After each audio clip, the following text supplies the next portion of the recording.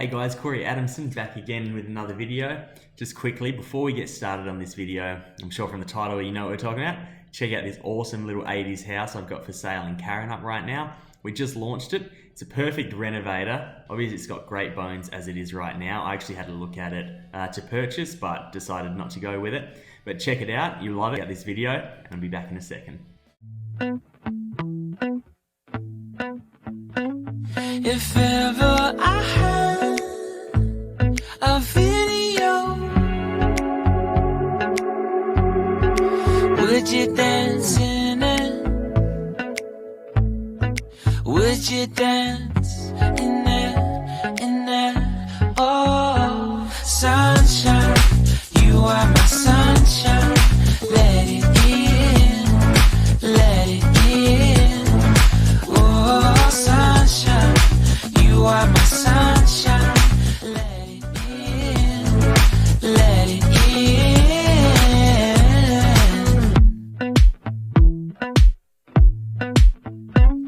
They said that you loved me all along. Now I see you dancing with some other man. I wanna see where this goes. I need a light to see home, and I want you to know, sunshine, you are my sunshine. It's another morning. I wanna wake up as more than just friends. Sunshine, you are my sunshine. Let it in, let it in. Alright, as you know from the title of the video, today we're talking about my personal advice on helping you buy your first property. So I just want to get this clear. Ask your people that you trust, you love. Ask your family, your friends, ask your banker, your finance guy. This is just me from my personal experience and myself as a real estate agent, from what I've done and what I've learned, how I would go about purchasing my first house if I did it again. So first of all, biggest one that I think about, get ready. Get your finance sorted, find out exactly what you can borrow before you even start looking.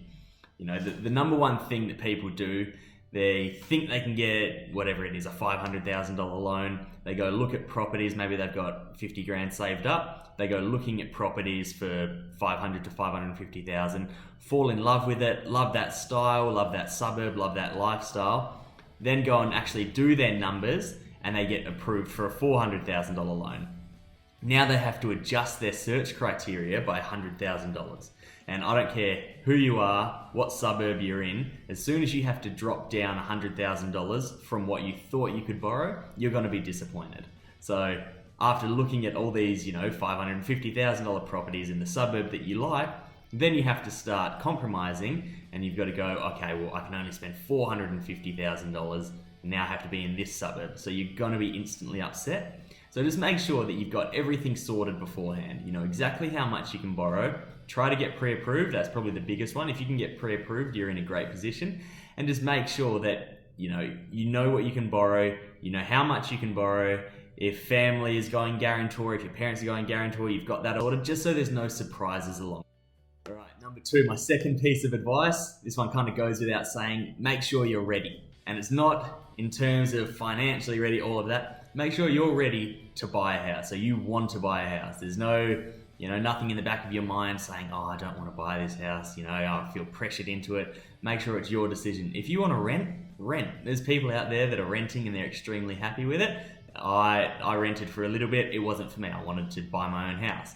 So I knew that, I need a house to make myself feel good about paying that mortgage every single week as opposed to paying rent every single week. But just make sure that you've got a clear mind, you're going into it, you know what you want to do, you know what you want to get out of it. Worst thing that can happen is you've gone into a house, you've fallen in love with it, but you're still tentative, you've put in your offer, and now you're stressing. You don't really want the house, you don't really want to move. All of those things, they can accumulate. Then you're trying to get out of the property, you're doing all this, and it's just not a great way to do it. Buying a house should be fun, it should be exciting, but most of all, you should know that you're ready. And it's number three is live where you want to live. I obviously don't mean this by, I want to live in a mansion on the water if that's not where you're at, but I mean, pick a suburb that you like. Maybe your friends are there, maybe it's close to work, maybe it's close to, your sport. don't feel pressured into moving right next door to your family, unless that's what you want to do. Lots of people love living near their family.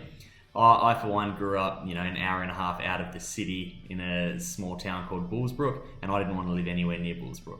So I bought in Scarborough, which is a coastal suburb, right near the beach. And for me, being an hour plus away from my family, I'm sure wasn't the best thing for them. They, obviously like seeing me, I love seeing them, but it's just about that compromise. If I did fall into the trap of, I better live in this suburb because it's close to mum and dad, I know for a fact I wouldn't be happy in that house. Right now, I love my house that I'm in, and it's your house at the end of the day.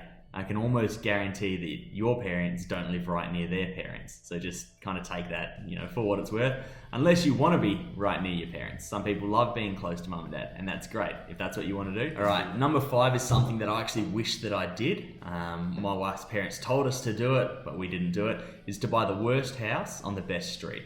So find the street, that you can afford, obviously, the best street possible. So in a good suburb, close to cafes, close to schools, close to a beach, all of those things, and buy the worst house on that property. So you're going to have to sacrifice living, in a nice, brand new, modern, glamorous house. But in the long run, you can always knock that house over or renovate that house. You're living in a crappy house for now, but you're in a good spot. So you've got the good lifestyle, and these are the properties that are going to make you money. So put it this way, my wife and I were actually looking right now for one of these properties as our second house, second living house. We've had rental properties that we rent out before that. Anyways, I digress. So we're actually looking to do this now, buy an older house that's, an undesirable house to live in, but in an absolutely gorgeous spot, because then we know that this is going to service us for the next 10 to 15 years. And we'll love this house, we'll have kids in this house, and we'll grow up, the kids will grow up in this great house, in this great suburb. So that's the thing. You can either go for that beautiful house, modern, everything's in good working order, or you can go for something has a bit of character, maybe it's a complete knockdown, but you're in a good spot. And, land is a lot more valuable than a house. Obviously there's exceptions to the rule, but in my personal opinion, I would definitely go for the worst house, in the best. Number 6, be picky. This is your house, this is your time, this is the first time that you're buying a house. So you want to go check out a lot of houses. You want to make sure you love it. Don't fall into the trap of walking in, buying the first house that you see. Funny enough, I did that. I put in an offer on 2 houses, and they were the houses number 1 and number 2 that I did. And I loved it, but then that's gone. My whole first house hunting thing is gone. It's not a big thing. It doesn't matter. I'm happy with what I got, but when I talk to people that come through my home opens now, I like to ask them, what have they seen? What they like about this one? What they like about that one? And just building up that big database of houses that you've seen. It's great fun. It should be a journey, and it should be something that. And number 7, a direct contradiction to number 6, don't be too picky.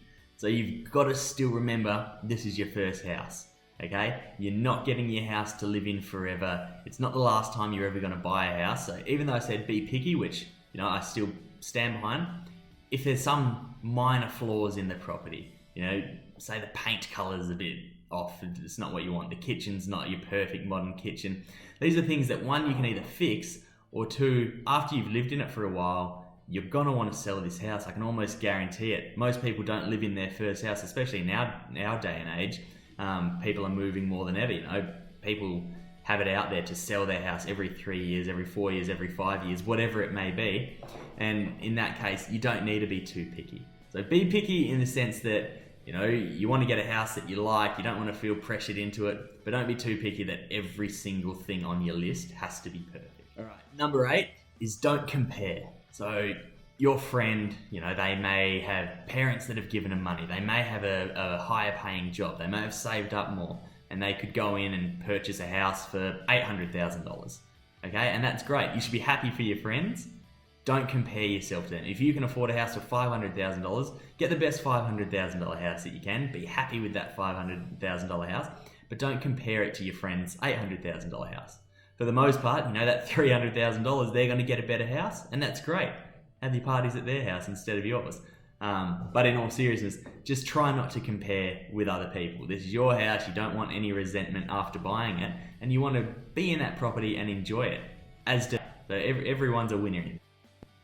Hey guys, sorry about the outfit change and location change. Yesterday got super busy, so I got to finish this off today. It's now Sunday. Obviously, working home opens again. We are 7 days a week, as you do in real estate.